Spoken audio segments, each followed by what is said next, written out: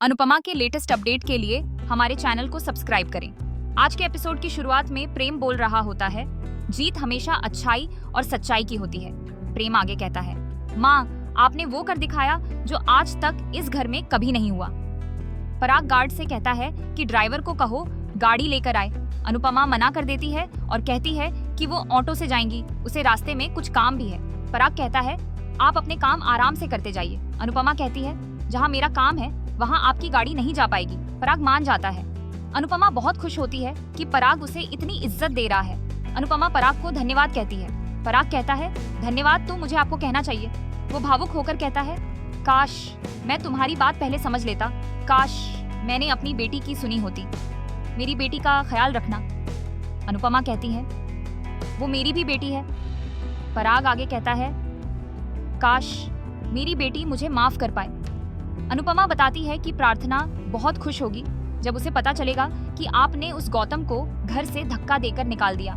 उधर दूसरी तरफ ख्याति और मोटी बा बहुत गुस्से में होते हैं। मोटी बा कहती है, सबका दिमाग खराब हो गया है क्या? प्रेम, परी, प्रार्थना, राजा सब पहले ही कम थे, जो अब पराग भी अनुपमा की तरफ हो गया।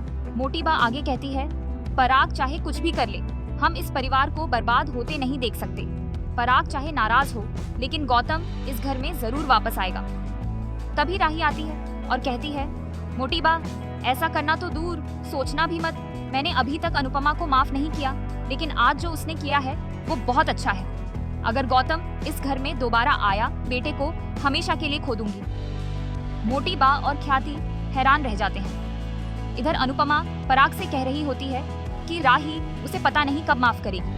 गुस्से में वो डांस करने से मना कर दिया है और वो मेरी बात नहीं सुनती, लेकिन आपकी बात सुनती है। अनुपमा पराग से कहती है, आप राही से कहिए कि वो अपने सपनों का पीछा करना न छोड़े।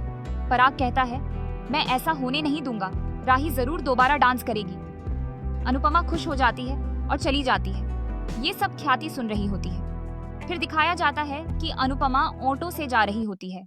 तभी उसे सड़क पर ख्याति दिखाई देती है। अनुपमा उसके पास जाती है और पूछती है, आप यहाँ बीच सड़क पर क्या कर रही हो? ख्याति कहती है, मैं तुम्हारे जवाब के लिए खड़ी हूँ। अनुपमा पूछती है, कौन सा जवाब? ख्याति कहती है, तुमने गौतम को सबके सामने बेनकाब कर दिया, तो मुझे क्यों नहीं?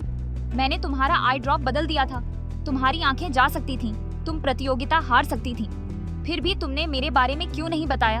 अनुपमा कहती है, मुझे कुछ नहीं बताना था। ख्याति कहती है, तुम्हें तो मुझे सबके सामने जलील करना चाहिए था, तुम ये अच्छाई का नाटक क्यों कर रही हो? अनुपमा कहती है, जब कोई आपके साथ अच्छा करता है तो आपको लगता है कि वो अच्छाई का नाटक कर रहा है। ख्याति कहती है, मैंने तुम्हारे साथ बहुत बुरा किया, यहाँ तक कि राही को भी तुम्हारे खिलाफ कर दिया, फिर भी तुमने मेरे परिवार को मेरा सच नहीं बताया। क्यों नहीं बताया? ख्याति भावुक होकर कहती है, अब मैं पहले वाली ख्याति नहीं हूँ। आर्यन की मौत ने मुझे कुछ और ही बना दिया है। क्या मैं वही ख्याति हूँ जो पहली बार मंदिर में तुमसे मिली थी? ख्याति रोने लगती है और कहती है, मुझसे रहा नहीं गया, इसीलिए मैं यहाँ आई हूँ। मैंने अभी तक तुम्हें माफ नहीं किया और शायद कभी न कर पाऊँ, लेकिन मुझे बहुत अपराध बोध हो रहा है। न मैं पराग को संभाल पा रही हूँ, ना खुद को। ख्याति अनुपमा का हाथ पकड़ती है और कहती है, मेरे साथ घर चलो और सबको बताओ कि मैंने ही तुम्हारा आई ड्रॉप बदला था। ख्याति अनुपमा के पैरों पर गिर जाती है और रोते हुए कहती है, चलो। ख्याति बहुत इमोशनल हो जाती है। अनुपमा ख्याति से कहती है कि मैं भी एक माँ हूँ, मैंने भी अपना जवान बेटा खोया है। अनुपमा कहती है कि वह एक माँ का दर्द समझती है, इसीलिए ही अब तक चुप है। अनुपमा ख्याति को समर के बारे में बताती है। वह एक हादसे में चला गया, गलती किसी और की थी, लेकिन सजा मेरे बच्चे को मिली।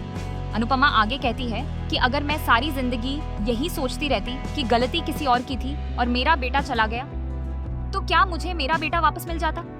अनुपमा ख्याति से कहती है कि उसे आर्यन को इस तरह याद करना चाहिए कि होठों पर मुस्कान आ जाए, न कि दिल में नफरत भर जाए। अनुपमा ख्याति से कहती है कि उसने आर्यन को नहीं मारा। अनुपमा ख्याति को आर्यन की सारी बातें बताती है, कैसे वह ड्रग्स लेता था। अनुपमा आगे कहती है कि जो हुआ वह गलत हुआ, मेरा फैसला गलत साबित हुआ, लेकिन मैंने आर्यन की जान नहीं ली।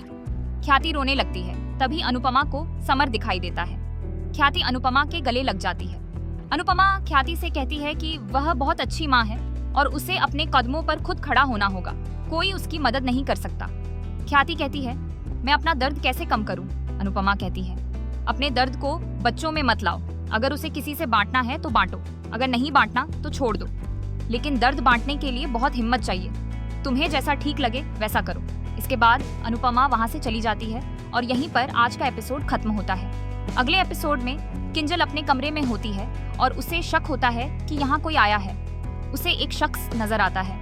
वहीं अनुपमा को गौतम की बातें याद आती हैं कि वह सबसे बदला लेगा। अनुपमा खुद से कहती है, कहीं गौतम तो घर में नहीं आ गया। अगर आपको हमारी ये वीडियो पसंद आई हो तो प्लीज हमारे चैनल को लाइक, शेयर और सब्सक्राइब जरूर करें।